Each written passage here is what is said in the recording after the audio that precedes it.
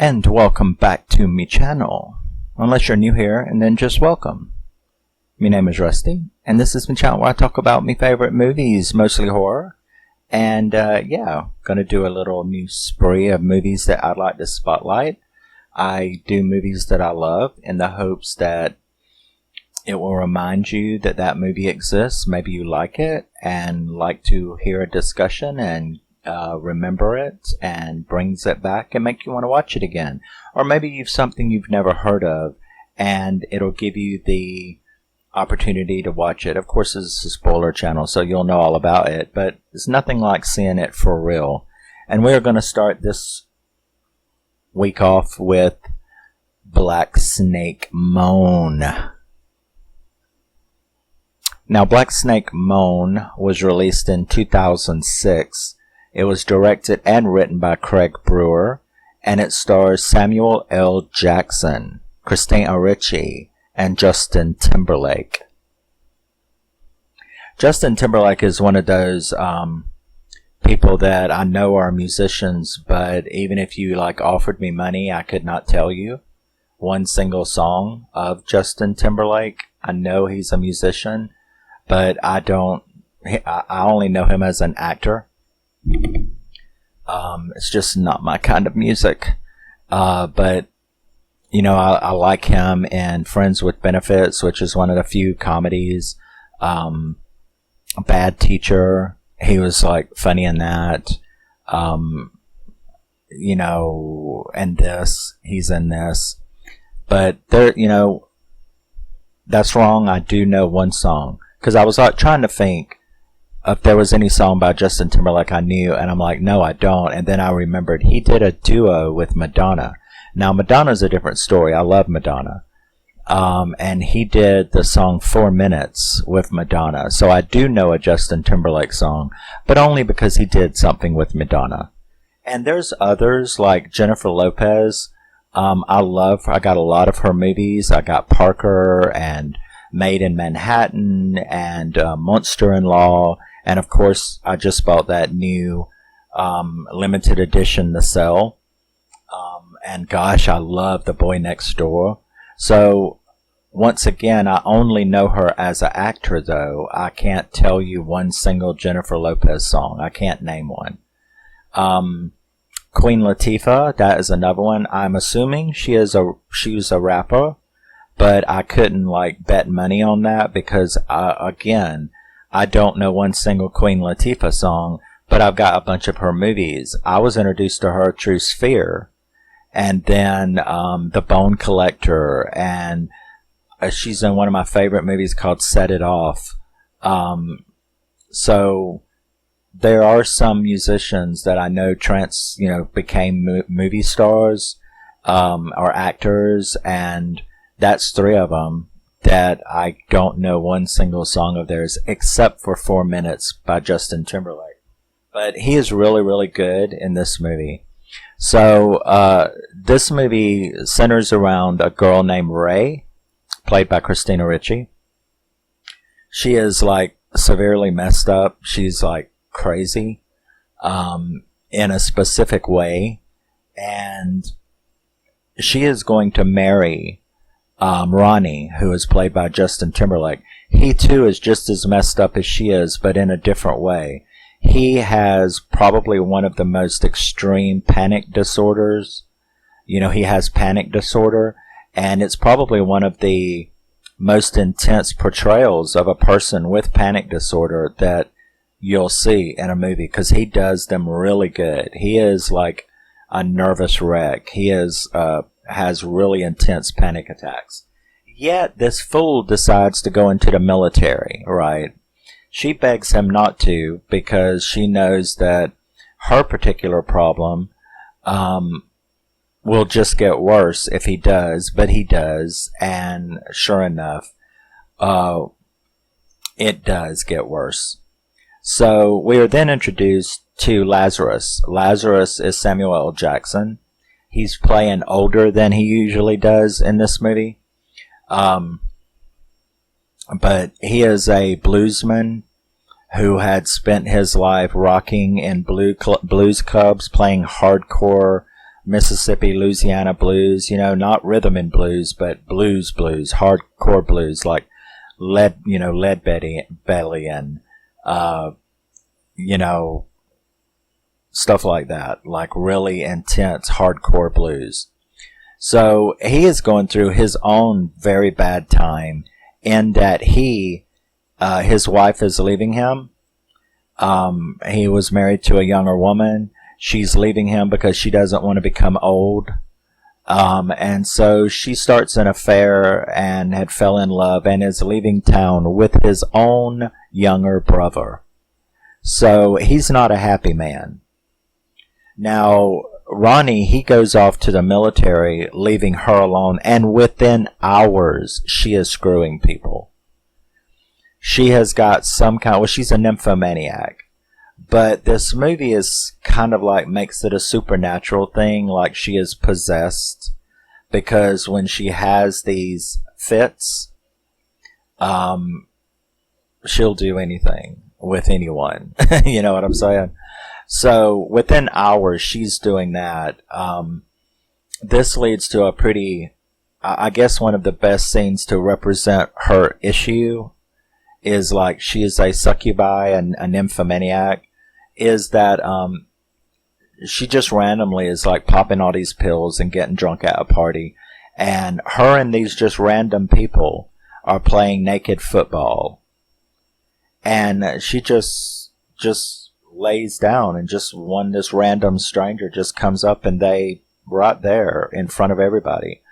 And his best friend, Ronnie's best friend, he comes along and he sees her after this party out there, because they all got in the car and left her there. So she's trying to walk. He gets her into the truck where he then is like, why are you, because he don't really like her that much, he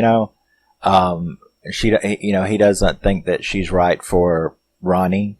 He doesn't think she's right for Ronnie. So, he's saying pretty ugly and racist stuff to her and about her, and then, because of her responses, he just like turns her around and just starts to get some himself, right? But she laughs at him and tells him that he hasn't got half of what Tyrone has, stuff like that. Well, he loses it and he like beats the crap out of her, like monster punches. Unfortunately, he also thinks he killed her. And you do too, for a moment. He opens the door screaming for her to get up. She doesn't. She's limp, and so he thinks he killed her. So he takes her out of town and just like dumps her down this dirt road. So that's where she's laying when the next morning Lazarus gets up, walks out of his house, and walks down the road a little bit and sees her laying there. Scares the hell out of him because he thinks it's a dead body until she coughs blood on him. So he picks her up, he gets her back to the house. He like really tends to her for a couple of days. He even goes to the pharmacy and gets like cough medicine and stuff to help her because she's obviously like got pneumonia and stuff. So he takes care of her, but when she does come to a little bit, she like literally starts to grape him. She is crazy and wild and having fever dreams, and he ends up getting the idea, because of who he is, that she is possessed by the black snake Moan. And it's sort of like a succubus kind of entity. So he decides in his anger and frustration with everything that's going on in his life that he is going to save her. That he is going to save her from this possession. So he like literally chains her up with a chain that's long enough to like walk the length of the house. And she wakes up and of course, she's been there for like 3 days, and he tells her, that she was very sick, and she stands up and says, well, now I'm going by. And instead she stands up and she is chained, right? So can you imagine what she thought? She's calling him names. What have you been doing to me? All kind of stuff. He's like, I haven't laid a hand on you, but we're going to fix you. we're going to fix you. Because in the meantime, he had went to town and he had asked about her. And you can imagine what he heard. She is the town slut. So he's heard all of this stuff, including him talking to one of her lovers about how she is possessed by this supernatural thing that makes her have to have it all the time. So he had found this out, and like I said, he had come to the conclusion that she was possessed by this entity. So he keeps her chained up and forces her to, like, not let it make her go do stuff. So during this time, they start developing this really interesting relationship, friend-wise. He gets to know her. She gets to know him. They're all broken. He is a very, very broken man. She is a very, very broken person. And so is Ronnie, who, by the way, hasn't made it a week. Because as soon as he got to the military, you can imagine within days of getting there, they were like, dude, what is it with the screaming and the crying and the panic attacks? This is not the place for you. I'm sorry. And so they sent him home. So you have Lazarus and Ray developing this really, really, they start to fall in, I guess, what you would call family love. He really starts seeing her as a daughter, and she really starts seeing him as a dad, trying to save her from her past and this thing that possesses her and how to control it. And he is also facing his demons. His refusal to play music anymore. His thinking that his past was wrong because of what has resulted in his wife leaving him. And he begins to see that it's really not him. It's not the music. It wasn't his past. It was just life. And she starts saying the same thing, that she has this demon in her, but she can live with it and control it. Meanwhile, Ronnie comes back and can't find her. Ends up finding her at the club because, Lazarus is like, you know what? Now that we have come to all of these realizations, I'm getting my guitar and we're going to go have fun. It's okay to be sexy, to her. It's okay to be sexy. It's okay, but you got to learn to control yourself, control that demon. And, and he's like, I have to learn to control my demon, which is anger and drinking. I can play blues without being a violent drunk. And you can be possessed by this succubus demon without giving into it and, like, degrading yourself over it. So Ronnie finds them there and follows them home, where there's this, like, big giant confrontation where he almost kills her and him, but Lazarus just ain't putting up with it. He's like, shoot me if you want to, whatever. We're going to talk about this thing. And he even gets his preacher friend over who knew about him keeping her there, which was a lot of funny scenes when he found out, a big black guy having this little white girl tied up in his house. Yeah, that was a really funny scene. Because the preacher was not happy. He was like, are you nuts? But like I said, it all ends up working out fine. And he gets the preacher over, and all four of them sit and they talk about these issues. His demons, Ronnie's demons, Ray's demons, how they are just going to have to deal with it and be there for each other, and all of us be here for each other, and not let these demons take us over and destroy our lives. That was the point. So Ray and Ronnie agree to get married, and it was Lazarus was her best man. they're all friends and stuff like that, and Ronnie and Ray drive off, and they know that they're fucked up, like really seriously fucked up. They said so, you know, and that they would just have to try to have a life despite them being fucked up. And of course, as they're driving, a big rig, a big trolley like pulls in by him, and another one on the other side. He has a major panic attack on the highway while they're leaving for their honeymoon. And, pulls it over. And you can tell that she really is possessed by something, because that stress then triggered her, and she basically starts writhing and stuff in the passenger seat, but she gets a grip on it. And then she tells him to get a grip on it. And you kind of see what their life is going to be like. And I think that was the point of this movie, is that we're all broken and we all have these things. And learning to live with them without letting these demons control us beyond a certain point is how you just take what life gives you. You know what I'm saying? So this movie is like really awesome.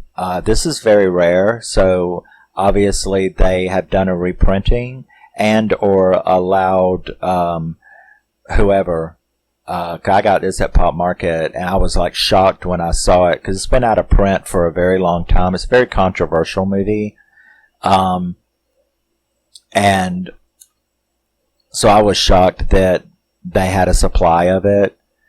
And obviously they had, whoever the studio is, Universal or whatever, obviously they have allowed an MOD printing and or a reprinting. So it's available again, and I grabbed it. I'm very, very glad to have it. Samuel L. Jackson, this is one of my favorite Samuel L. Jackson movies. He is absolutely phenomenal in it. And, yeah, if you haven't seen it, it is a wonderful movie. And now let's talk about the other thing, and that is the soundtrack. The soundtrack to this movie is right up my alley. I may be a metalhead skate punk, but, I also really love blues. Not rhythm and blues, but hardcore Mississippi, Louisiana, Appalachia blues. Real hardcore blues. And, this is full of it. So, not only was I enjoying the movie while I was watching it, but I was like right over there up dancing several times in several scenes, especially when Samuel L. Jackson was performing at the club. I was out there doing some bumping and grinding. So, I love this movie. If you have seen it, it is available again, probably for a limited run or whatever. But Black Snake Moan is really a keeper for your collection. I'm very, very glad to finally have this movie. I remember seeing it probably when I was back when it first came out, and, I'd never seen it again. So it's a fantastic movie. Samuel L. Jackson, Christina Ricci, Justin Timberlake, Black Snake Moan. Very controversial movie, but at the same time, a fantastic, fantastic fun time. And I will see you in the next one. Love you, miss you, bye-bye. Always remember and never forget, you're a very, very special person, no matter what anybody says. And, yeah, I'll be doing, I think I've got 6 to do, so we're going to have a little fun. I picked out 6 to enjoy. And, Black Snake Moan, fantastic movie from 2006. All 3 people were amazing in this movie. I guess it's not really a horror movie. It's more of a psychological drama, dark, with a little bit of dark comedy, but it's also got a little bit of supernatural edge to it, because, there's a little bit of voodoo, supernatural stuff going on in this movie. Because I don't know what's possessed her, but she is certainly possessed. And if you see the movie, you'll see why. But yeah, see you in the next one. Bye-bye. Let me know if you've ever seen this or heard of it. If you're a Samuel L. Jackson fan, it is definitely a must-have. And yeah, I'll see you in the next.